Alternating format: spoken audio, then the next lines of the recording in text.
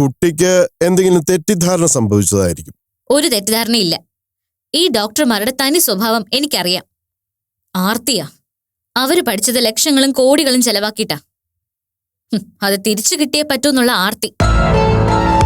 മൈഥിലി മോളെ കുറിച്ച് അങ്ങനെയൊന്നും പറയണ്ട. മുമ്പിൽ വരുന്ന രോഗികൾക്ക് മരുന്ന് വാങ്ങാൻ പണം ഇല്ലെങ്കിൽ സ്വന്തം പേഴ്സിൽ നിന്ന് അതെടുത്ത് കൊടുക്കുന്നവളാ. ആ, അങ്ങനെയുള്ള ലൊട്ടിലൊടുക്ക് നമ്പറുകളൊക്കെ ചില ഡോക്ടർമാര് കാണിക്കും. അത് വെറുതെ ആളാവാൻ വേണ്ടിട്ടല്ലേ. തനി സ്വഭാവം അതൊന്നും ആയിരിക്കില്ലല്ലോ. കുട്ടി നിർത്തിക്കോ. മോളെ കുറിച്ച് അനാവശ്യം പറഞ്ഞാ ഞങ്ങൾ കേട്ടോണ്ട് നിൽക്കില്ല. ശരി, ഞാൻ നിങ്ങളോടൊന്നും പറയുന്നില്ല. അവരൊന്ന് വിളിച്ചു വരുത്ത്. പറയാനുള്ളത് ഞാൻ മുഖത്ത് നോക്കി പറഞ്ഞോളാം. ആ, അതാ നല്ലത്. സുമേ, മോളെ വിളിക്ക. ഈ ഡോക്ടർ മൈഥിലി നമ്മുടെ മരുമോളല്ലേ? മരുമോളല്ല, മോളാ. ഞങ്ങൾക്കറിയാവുന്ന ആഴത്തില് അവളെ വേറെ ആർക്കും മനസ്സിലാക്കാൻ പറ്റില്ല. ആയിക്കോട്ടെ, എന്തായാലും അവര് വരട്ടെ.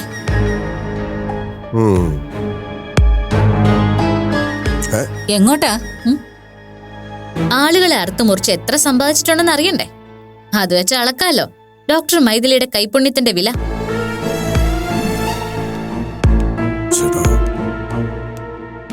ഇതെന്താ ഇത്? ആ, മോള് വരട്ടെ. മാഡം. ആ,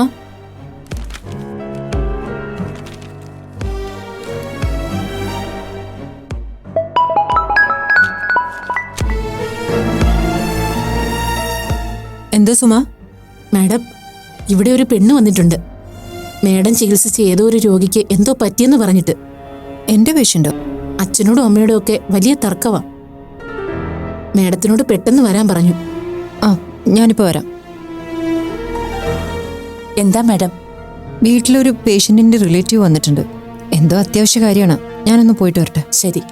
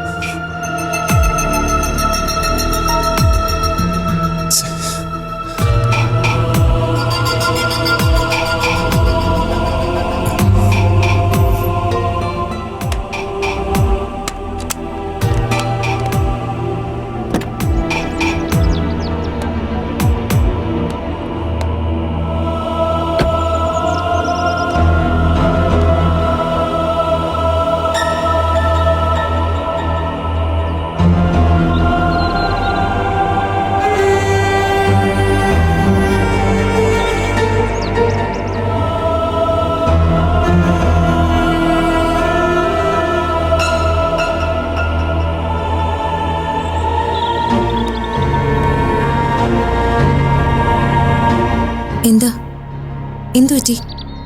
എന്താ വല്ലാതിരിക്കുന്നെ? ഏയ് ഒന്നുമില്ല, നീ വാ.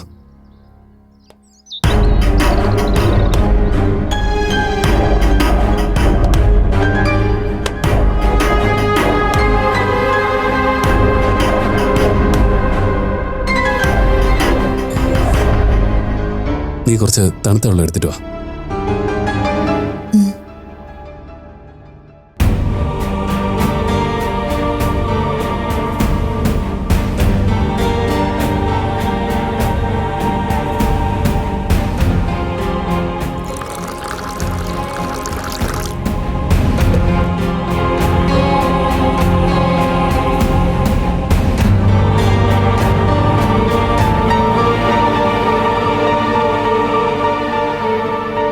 വെള്ളം.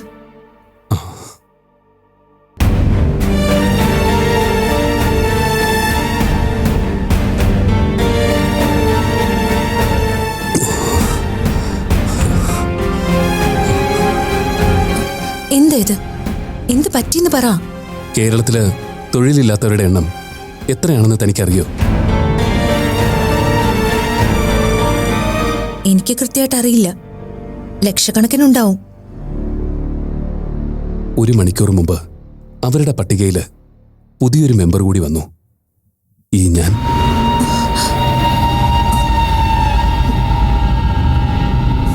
ഇന്നൊരു ബോർഡ് മീറ്റിംഗ് ഉണ്ടായിരുന്നു കമ്പനിയുടെ. ഇനിയും നഷ്ടം സഹിച്ച് കമ്പനി മുന്നോട്ട് കൊണ്ടുപോകാൻ ആഗ്രഹിക്കുന്നില്ല എന്ന്. കമ്പനി പൂട്ടും. സത്യം? അവരെ പറഞ്ഞിട്ട് കാര്യമില്ലടോ. ഓരോ ദിവസവും റൺ ചെയ്യുന്നത് ലക്ഷങ്ങളുടെ നഷ്ടത്തില്. അതിന്റെ അളവിപ്പോൾ താങ്ങാൻ വയ്യാതായിപ്പോയി. പിന്നെ MDക്ക് ഇപ്പോൾ 75 വയസ്സായി. മക്കളും മരുമക്കളും ഒക്കെ വിദേശത്ത്. അവരൊക്കെ അദ്ദേഹത്തെ പ്രഷർ ചെയ്യുക, അങ്ങോട്ട് ചെല്ലാനും കൂടെ നിൽക്കാനും. എല്ലാം കഴിഞ്ഞ് പുറത്തിറങ്ങുമ്പോൾ എൻ്റെ തോളിൽ കൈവച്ച് അദ്ദേഹം പറഞ്ഞു, ഞാൻ നേരെ ചൊവ്വേ ശ്വാസം എടുത്തിട്ട് വർഷങ്ങളായിന്ന്. അവസാനിക്കുന്നതിന് മുമ്പ് ഇത്തിരി ദിവസമെങ്കിലും ഞാനൊന്ന് വിശ്രമിച്ചോട്ടെ എന്ന്. ഞാനിങ്ങി പോന്നു.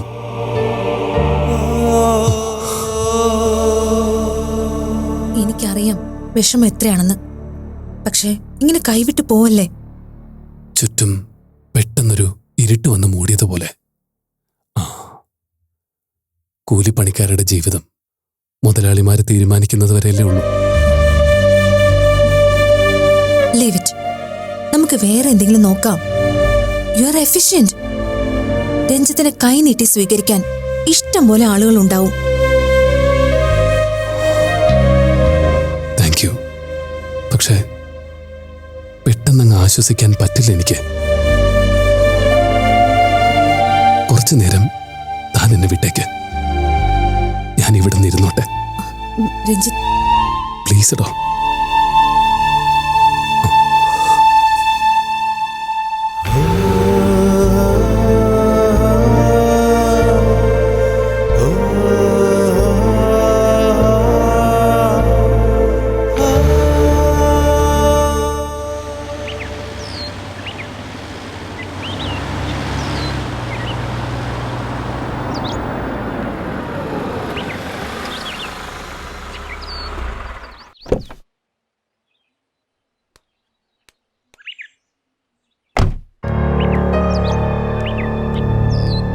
എവിടെ ആള്?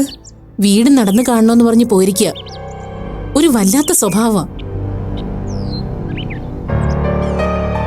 ഇതെന്താ മോളെ, ഒരു കുട്ടി നമ്മുടെ വീട്ടിൽ വന്ന് കയറുക, സകല സ്വാതന്ത്ര്യത്തോടു കൂടി പെരുമാറുക. ഇവിടെയുള്ളവരെ കുറിച്ചാണെങ്കിൽ ജാതകമടക്കം അറിയാം. ഞാനൊന്ന് നോക്കട്ടെ അച്ഛാ. ഇത്തരക്കാരെ ഇപ്പൊ പേടിക്കണം മോളെ. കളവിനും കൊലയ്ക്കും ഒക്കെ ഇറങ്ങുന്നവരാ. എല്ലാം പഠിച്ചു വെച്ചിട്ടാവും ഇറങ്ങുക. ഞാൻ എന്തായാലും കക്കാനും കൊല്ലാനൊന്നും വന്നതല്ല.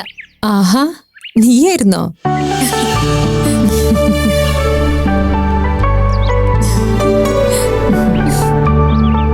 സോറി മാം, ഞാൻ വന്ന് ശരിക്കൊന്ന് വരട്ടി.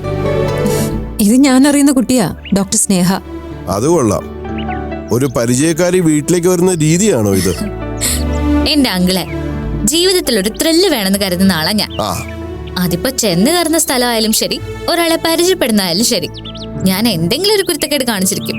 അതെ, അത് നല്ല അടിതന്ന് വളർത്താത്തതിന്റെ കുഴപ്പമാ. അത് ശരിയാ. ഈ പെൺകുട്ടികൾക്ക് ഇത്തിരി അടക്കോ ഒതുക്കോ ഒക്കെ വേണമെങ്കിൽ ശാസിക്കാനും തെറ്റ് കണ്ടാൽ ഇടയ്ക്ക് തല്ലാനും ഒക്കെ അച്ഛനമ്മമാര് വേണം.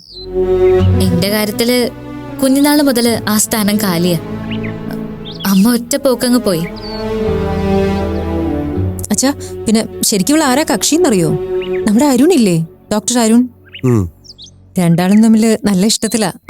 ഓ, അത് ശരി. ഇപ്പൊ ഞാൻ വന്നു കയറിയ ബന്ധം മനസ്സിലായോ? അരുൺ ഈ കുടുംബത്തിലൊരു അംഗം തന്നെയല്ലേ. അപ്പോ എനിക്കും ചെറിയ സ്ഥാനമൊക്കെ കാണുമല്ലോ. സോറി ട്ടോ. സാരമില്ല, അമ്മ ഇല്ലാത്ത കുട്ടിയല്ലേ. അധികം പറഞ്ഞില്ലെങ്കിലും പറഞ്ഞ വാക്കുകളിൽ സങ്കടം മുഴുവനുണ്ട്. ഒന്ന് പോയേ. അങ്ങനൊന്നും പറഞ്ഞ എന്നെ കരയിച്ചു കളയല്ലേ. മൊത്തം മൂടങ്ങ് പോവും. ആ പിന്നെ സമയായി. ഞാൻ കഴിക്കാനുണ്ടാവും കേട്ടോ. കാര്യമായിട്ട് എന്തെങ്കിലും ഉണ്ടാക്കിക്കോ. അനുവാദം ഉണ്ടല്ലോ അല്ലേ അതിന്. വീട്ടുകാരി എന്ന് പറഞ്ഞിട്ട് അങ്ങോട്ട് സ്ഥാപിച്ചു വെച്ചിരിക്കല്ലേ. പിന്നെ എന്താ ഇപ്പൊ ഇത്ര ചോദിക്കാൻ? വാ.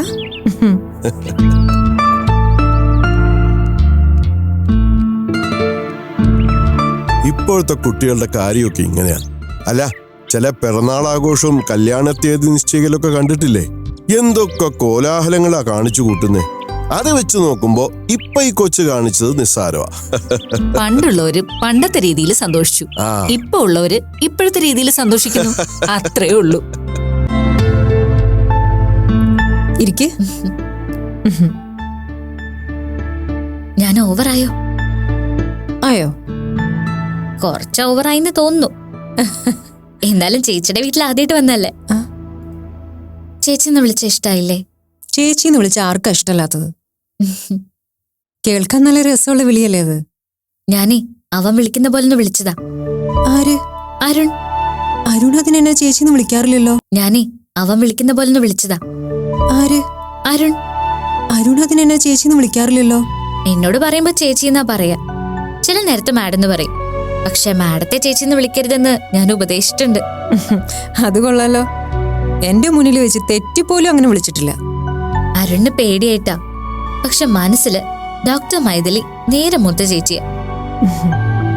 ചിലപ്പോഴൊക്കെ അവൻ അവന്റെ അനാഥത്വം പറഞ്ഞു വല്ലാതാവും. പക്ഷെ ആശ്വസിപ്പിക്കൊന്നും വേണ്ട, കുറച്ചു നേരം ഒറ്റയ്ക്ക് വിട്ടാ മതി. പിന്നെ ഒരു ചോദ്യ, എന്റെ ചേച്ചി ഉണ്ടെങ്കിൽ ഞാൻ എങ്ങനെ അനാഥനാവുകയെന്ന്. എന്താ? ഒന്നുമില്ല. അവനൊരു പാവാണ്. ആ, അവനെ കൊണ്ടേ കുളത്തിൽ ചാടിക്കില്ലെന്നല്ല ബാക്കി. അങ്ങനെയൊന്നുമില്ല. എനിക്കിഷ്ടമാണ് ഇങ്ങനെയുള്ള ക്യാരക്ടർ. പഠിക്കുന്ന കാലത്ത് എൻ്റെ കൂടെ ഒരു റീത്ത ഉണ്ടായിരുന്നു. റീത്ത ശരിക്കും ഒരു സംഭവമാണ്. അവൾ എന്തൊക്കെ ചെയ്യുന്ന അന്വേഷിക്കുന്നതിനേക്കാളും നല്ലത് എന്തൊക്കെ ചെയ്യില്ല എന്ന് അന്വേഷിക്കുന്നതാ. സാധാരണ പെൺകുട്ടികളെ ചെറിയ കുറ്റം കാണിച്ചാ നമ്മൾ ആൺകുട്ടികളെ പോലെ എന്ന് പറയില്ലേ? പക്ഷെ ഇത് ശരിക്കും പക്ക ഒരു ആൺകുട്ടിക്ക് സമമാണ്. കോളേജിലെ ടീച്ചേഴ്സ്, ഹോസ്റ്റൽ വാർഡൻ, എന്തിന് ഹോസ്റ്റൽ ഗേറ്റിന് കാവല് നിൽക്കുന്ന സെക്യൂരിറ്റി വരെ റീത്ത എന്ന് പറഞ്ഞാൽ പേടിക്കും. കൂട്ടുകാരിയായിരുന്നോ? നല്ല കൂട്ടായിരുന്നു. അപ്പൊ ഡോക്ടർ മൈഥിലിക്കും കുറച്ച് കുരുത്തക്കേട് ഉണ്ടായിരുന്നിരിക്കുമല്ലോ. ഞാനൊരു നിലംപതുങ്ങിയായിരുന്നു. അവൾ എങ്ങനെ എന്റെ കൂടെ കൂട്ടുകൂടിയെന്നൊന്നും എനിക്കൊരു നിശ്ചയമില്ല. അവളങ്ങ് വന്നു കൂടി, അതാ സത്യം. ഈ കക്ഷി ഇപ്പൊ എവിടെ ഉണ്ട്? അവള് മരിച്ചു. എങ്ങനെ? സൂയിസൈഡായിരുന്നു. കോളേജ് കെട്ടിടത്തിന്റെ 4ാമത്തെ നിലയിൽ നിന്ന് ചാടി. ആർക്കും അറിയില്ല അവൾക്ക് എന്താ സംഭവിച്ചെന്ന്. ഫാമിലിയിലൊന്നും ഒരു പ്രോബ്ലം ഇല്ലെന്നാ പറയുന്നത്. അവൾക്ക് വേറെ റിലേഷൻഷിപ്സ് ഒന്നുമില്ല. പക്ഷെ എന്തോ അങ്ങനെ ഒരു പടർന്നു കയറിയിട്ട് പെട്ടെന്ന് അങ്ങോട്ട് ഇല്ലാതായി. കുറെ കാലം ഞാൻ വല്ലാത്തൊരവസ്ഥയിലായിരുന്നു.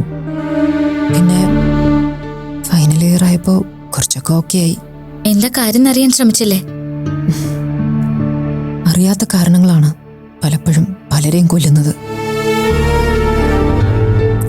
ഞാനേ താഴെ ചെന്ന് കഴിക്കാനുള്ള സെറ്റപ്പ് ഒക്കെ ചെയ്യാം.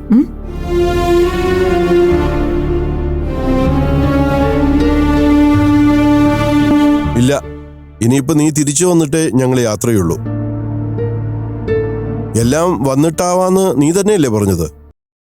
അപ്പൊ പിന്നെ അങ്ങനെ തന്നെ നടക്കട്ടെ. എന്നാ ശരി. കാര്യം എന്താന്ന് ചോദിക്കായിരുന്നില്ലേ അവനോട്? അങ്ങനൊരു കാര്യം സംഭവിച്ചതുപോലെ അവന്റെ സംസാരത്തിൽ പോലുമില്ല.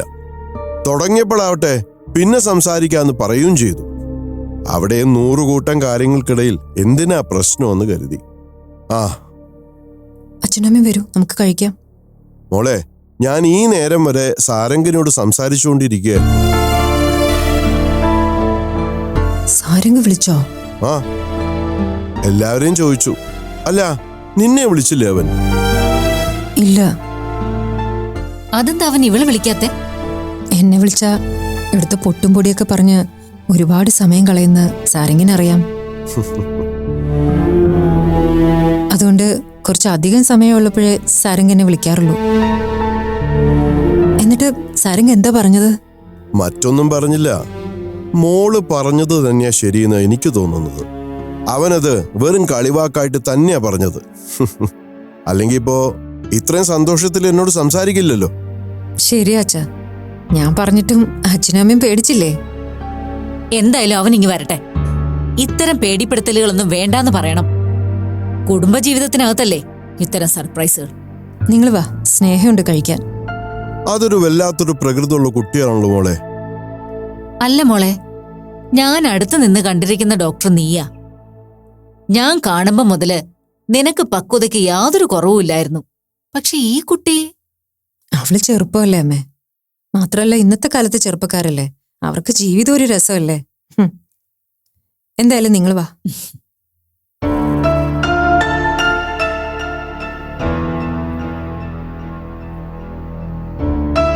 അവൻ മോളെ വിളിച്ചില്ല എന്ന് കേൾക്കുമ്പോഴാ എന്തോ ഒരു അത് വിടടോ, അവൻ വരട്ടെ. ബാ.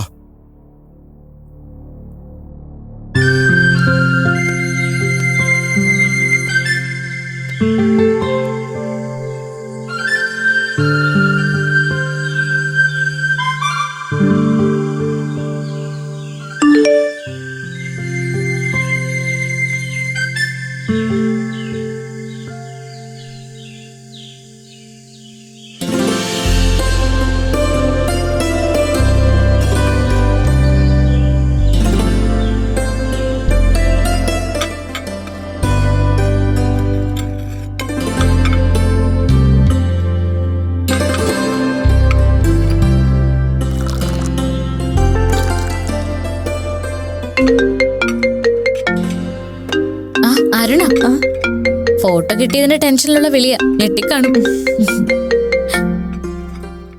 ഹലോ, ഇതെന്താടോ ഇത്? താനെങ്ങനെ അവിടെ ചെന്ന് കയറിയത്?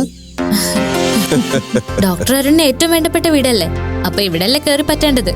ഞാനിങ്ങി പോന്നു. സോറി മാം, അവൾ എന്തെങ്കിലും കുഴപ്പങ്ങൾ ഉണ്ടാക്കിയോ? ആ പിന്നെ ഇവിടെ ഉണ്ടായിരുന്ന കുറെ ചെടിച്ചട്ടികൾ മറിച്ചിട്ടു, സോഫ കുത്തിക്കീറി, പിന്നെ അടുക്കള കയറിയിട്ടാണെങ്കിൽ നാശത്തോട് നാശം. മതിയായി. ഞാനിത് തീരെ എക്സ്പെക്ട് ചെയ്തില്ല. നേരത്തെ പറഞ്ഞിരുന്നെങ്കിൽ ഞാൻ ഇതൊരിക്കലും സമ്മതിക്കില്ലായിരുന്നു. ഒരു കുഴപ്പമില്ല, ഇവിടെ അടങ്ങി ഒതുങ്ങി എന്റെ കൈയടക്കത്തിൽ തന്നെ ഇരിപ്പുണ്ട്. ആ മോനെ അരുണേ, നല്ല കുട്ടിയാട്ടോ, ഞങ്ങൾക്കൊക്കെ ഒരുപാട് ഇഷ്ടമായി. Thank you uncle. അല്ല, ഇങ്ങനെ ഫോൺ ചെയ്ത് നടന്നാ മതിയോ? എപ്പോഴാ ഒരു ചടങ്ങ് നടത്തുന്നേ? അയ്യോ, അവിടെ വരെ ഒന്നും ഞാൻ ചിന്തിച്ചിട്ടില്ല. ഇതെവിടെയാ നടക്കുന്നേ? കാടാണോ? ഈ നാട് ഇങ്ങനെയാ. നമുക്ക് വൈകാതെ ഇങ്ങോട്ട് വരാം. മാം, ശരിക്കും പറ, മാമിന് ബുദ്ധിമുട്ടൊന്നും ആയില്ലല്ലോ അല്ലേ? ഈ ഫോണിലൂടെ എനിക്ക് കൈ എത്തില്ല, ഇല്ലെങ്കിൽ ഒന്ന് തന്നാണ്ടല്ലോ. അതെ, താങ്കൾക്ക് ഇവിടെയുള്ള ഇമേജ് ഒന്നും ഞാൻ കാരണം പോവില്ല. സമാധാനായിട്ട് അവിടെ ഇരുന്നോ. താൻ എപ്പോഴാ പോകുന്നേ? ഞാനേ ഇവളെ ഇവിടുന്ന് വിടുന്നില്ല. അരുൺ ഇങ്ങോട്ട് വന്നിട്ട് ഇവളെ കൂട്ടിക്കൊണ്ടു പോയാൽ മതി. അയ്യോ, അതൊന്നും വേണ്ട മാഡം. ഭക്ഷണം കഴിച്ചിട്ട് അയാളെ അങ്ങോട്ട് വിട്ടേക്ക്. ശരി ശരി, ഞാനങ്ങ് പൊക്കോളാം. എന്നാലും താൻ എന്നെ ശരിക്കും ഞെട്ടിച്ചു കളഞ്ഞിട്ടാ. ഇതിലും വലിയൊരു സർപ്രൈസ് തരാനില്ല. ഇനിയുണ്ട് സർപ്രൈസുകൾ. ആ ഓരോന്നോരോന്നായിട്ട് ഞാൻ പുറത്തിറക്കാൻ പോകുന്നതേ ഉള്ളൂ. ഓക്കെ അങ്കിളെ. ഓക്കെ അമ്മേ. ബൈ. അല്ല, എനിക്കും ഒക്കെ ഇല്ലേ? ഒന്ന് വയ്ക്കടി പെണ്ണെ, ഇവളുടെ ഓരോ കാര്യങ്ങൾ. ഞാൻ പറഞ്ഞില്ലേ അമ്പരന്നുകൊണ്ടായിരിക്കും വിളിക്കാന്ന്. കാര്യമൊക്കെ ശരി തന്നെ. രണ്ട് ഡോക്ടർമാര് തമ്മിലാ സംസാരിക്കുന്നേ. പക്ഷേ ഇതിലും ഭേദം ഇവിടെ സ്കൂളിൽ പഠിക്കുന്ന പിള്ളേരാന്ന് തോന്നുന്നു. കളിപ്രായം മാറിയിട്ടില്ല രണ്ടിനും. ഒന്നുകൂടെ സീരിയസ് ആവാനുണ്ട്. അയ്യോ വേണ്ടേ, എനിക്കിങ്ങനെ ചിരിച്ചും കളിച്ചും നടന്നാ മതി. അല്ലാതെ മാമിനെ പോലെ എനിക്ക് സീരിയസ് ഡോക്ടറൊന്നും ആവണ്ട. അതെ, ഈ വയസ്സിനും വയസ്സിക്കും കുറച്ചു നേരം കമ്മറ്റി തരുമെങ്കിലേ നമുക്ക് അങ്ങോട്ടിരിക്കും. പിന്നെന്താ, വാ. ബാ, ബാ.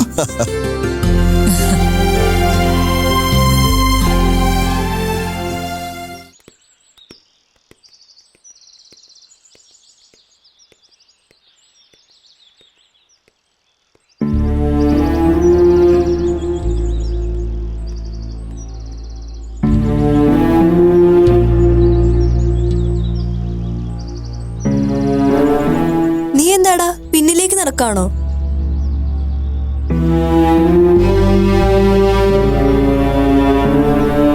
എടാ ചെക്ക, നിനക്ക് എന്താ പറ്റിയേ? അച്ഛനെപ്പോഴാ വരിക? എന്തിന്? ഒന്നുമില്ല. അച്ഛനെന്താ പറഞ്ഞിട്ട് പോയെ? നിന്നോട് അതൊന്നും ആലോചിക്കണ്ടെന്ന് എല്ലാരും പറഞ്ഞതല്ലേ, പിന്നെ എന്തിനാ അത് വീണ്ടും വീണ്ടും ചോദിക്കുന്നത്? നീ മര്യാദയ്ക്ക് നടക്കുന്നുണ്ടോ?